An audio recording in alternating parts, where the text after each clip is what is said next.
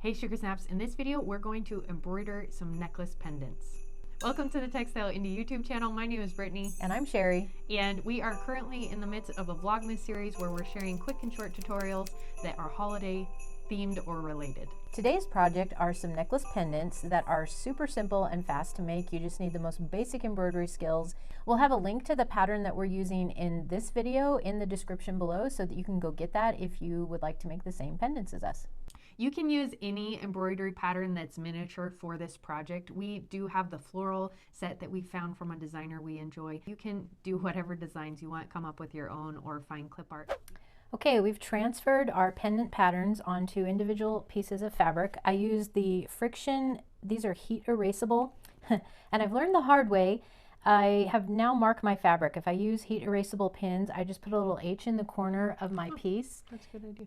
Because I ironed a heat erasable piece of embroidery before I was done and lost my pattern. So now I have a little code that I use depending on whether it's wash away, I've used ink, or it's heat erasable. Nice. Just so I can remember because I have quite a few going. So this pattern came from the Etsy shop Daisy Poppy Rose, and it comes with a nice stitch guide with the colors called out in the DMC. Stitch guide for the stitches that you're going to use for each one. These are obviously very tiny. And we are going to make them up and then put them in these pendants and use them as Christmas gifts. So that's the project here. They should fit really nicely in these pretty little pendants. Where'd you get the pendants? Off Amazon. Oh, okay. Or the craft store. You can find them they came in a set of, I think, 9 different pieces. So you have lots of different borders to play around with. And you can get them in several different colors. So I have the silver, but they also have like brass and gold. Lots of options. Okay. So this project also comes with a stitch guide, which is really nice. That's very handy. And it's beautifully illustrated. I really love how clear her illustrations are in her stitch guide. And then of course your transfer patterns so that you can make this one over and over. What kind of needle are you using? Use anywhere between a 5 and I think it's a 12. And it just depends on how many strands. Oh. So I use the smallest needle that I can manage to get my old eyes to get that thread through. So you know, for one strand it's going to be a pretty sharp tiny needle, which really helps you to get in very detailed and individual. So you do want to use the smallest needle possible with depending on how many strands of floss you're using. That's one strand's pretty fine. So very fine. It's basically like sewing thread. Yeah. If you would like to get notified when we put a new video out, just sign up either using the QR code up here or the link in the description below, and we'll let you know when we have something new.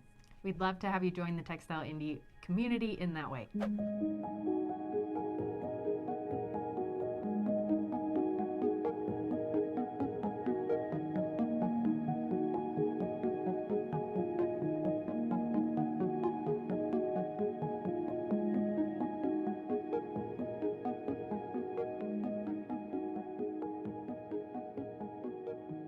To create your little pendants, you're going to need fabric and paper scissors, a piece of cardstock, a heavier piece of cardstock or a thin cardboard, a pencil and a pen, pendant frames. I have this collection. This came with a set of 9 different ones, and all of these are silver. You can get them in different colors like I mentioned earlier.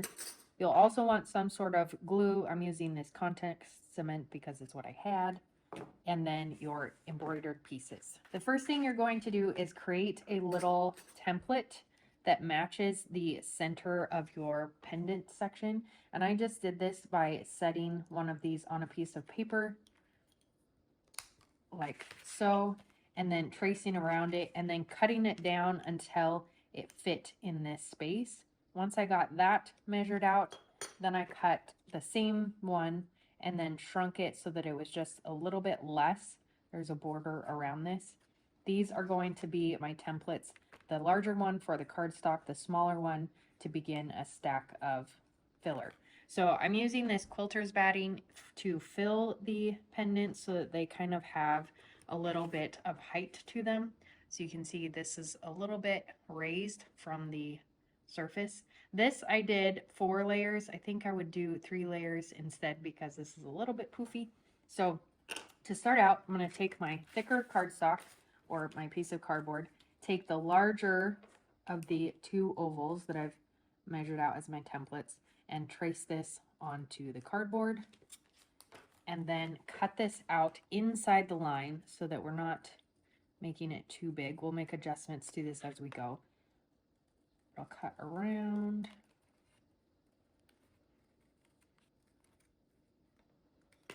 Okay, and then choose the frame that you're going to use. Insert it into that frame and just make sure that it fits this size. I need to do a little trimming on this corner.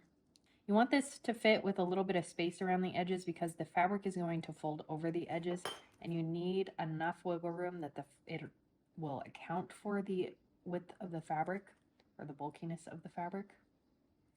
So you continue to trim this down until you have a nice little channel of excess around the piece.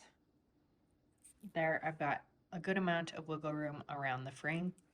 So now I'm going to set this aside and use my second smallest piece. Take some of this batting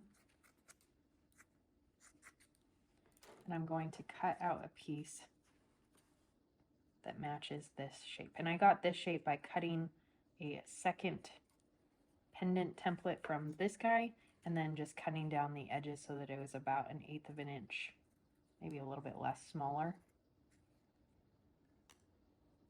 So this I'm going to cut around, and I want this to be just a little bit smaller than my cardboard template.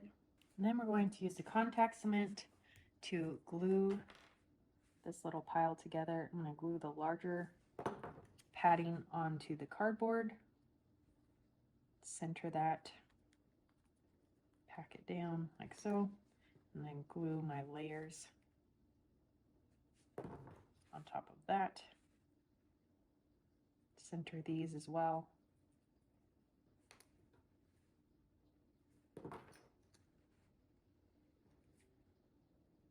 Okay, so here's my little mount. This is what I'll be putting the embroidery on. Now you'll grab your embroidery piece. I'm going to do this lavender. I'm going to come in, and if you raise this up, you can see with the light behind it where this is going to sit. You don't want your flower centered. So get that centered, and then lay this down face down. Sketch in a line for your cut line, and I do about 1/2 inch beyond the cardboard piece, and then cut this out. And try to make your edges nice and clean so that as you fold this up, you're not working with frayed edges. I'm going to set this guy on top with the cardboard side facing up. And you can look at it from the front to kind of get centered.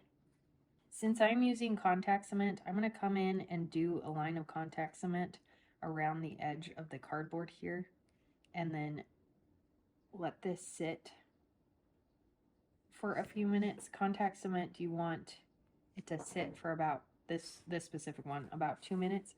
I'm going to do the same thing around the outside edge of the fabric, just creating a little line. If you do this on both surfaces and then let it sit, it will stick a lot easier when you go to put the two together.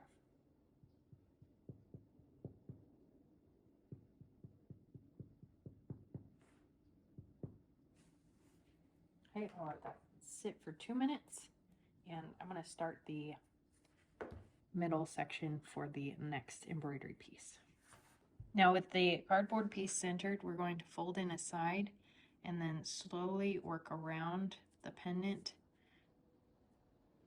following the oval shape to fold in and crimp down the fabric, trying to avoid too large of creases in the edges so that they don't stick out to the front. And when we flip it over, we can look at those edges and come in and curve those in a little bit more. Center the flower a little bit better by sliding things over. And then you'll set this on its back side and press down firmly.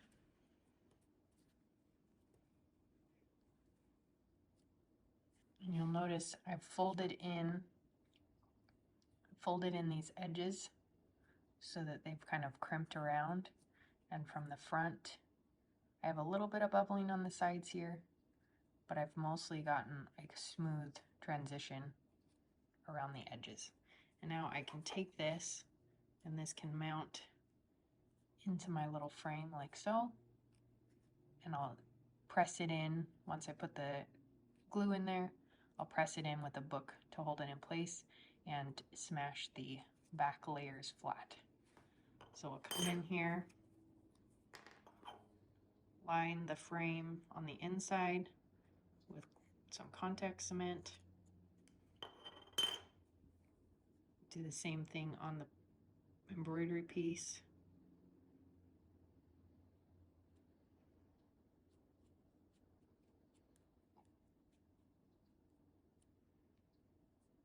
Let those sit for 2 minutes and then we'll combine them together. Make sure that your flower ends up upright so that it's oriented correctly in your pendant. Press it into the frame.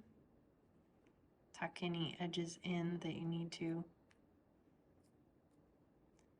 And then press this under a book to make sure that it stays flat. In January, we're going to be doing a series here on YouTube that is a January challenge going over how to knock out some of your works in progress and build a creativity practice in your daily life so that you have time to spend creatively. We hope you had fun with this quick tutorial and that you find people to gift these little pendants to, or make one for yourself. Why not? They're really cute and we hope you enjoy this. Until tomorrow, happy making, and we'll see you in the next one. Bye. Bye.